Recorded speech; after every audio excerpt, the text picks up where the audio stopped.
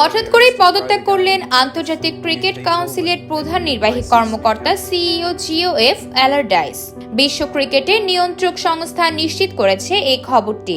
Allardice 2012 সালে cricket অস্ট্রেলিয়ার operations ম্যানেজারের পদ ছেড়ে আইসিসিতে যোগ দেন মহাব্যবস্থাপক হিসেবে।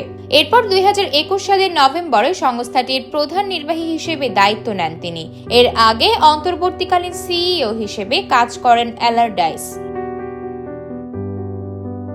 পদত্যাগের কারণ ব্যাখ্যা করে অ্যালারডাইস বলেন তিনি নতুন চ্যালেঞ্জ গ্রহণ করতে চান। আইসিসির প্রকাশিত বিবৃতিতে তিনি বলেন, ক্রিকেটকে বিশ্বব্যাপী ছড়িয়ে দেওয়া এবং আইসিসি সদস্যদের জন্য শক্তিশালী বাণিজ্যিক ভিত্তি তৈরি করা এসব অর্জন নিয়ে গর্বিত আমি।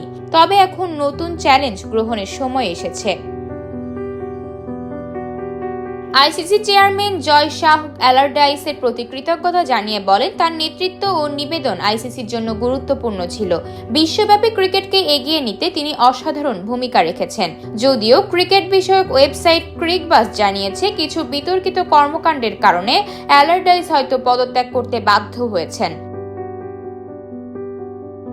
বিশেষ করে 2025 চ্যাম্পিয়ন্স ট্রফির সূচি ও ভেন্যু চূড়ান্ত করতে দীর্ঘসূত্রিতা, ভারতীয় দলের পাকিস্তানে না যাওয়ার অনিশ্চয়তা এবং সম্প্রচার ইস্যুতে বিলম্ব তাকে চাপে ফেলে। 2024 টি-20 বিশ্বকাপ আয়োজনে বাজেট অস্বাভাবিকভাবে বেড়ে যাওয়ায় আইসিসির অভ্যন্তরীণ মহল থেকেই তার বিরুদ্ধে প্রশ্ন ওঠে।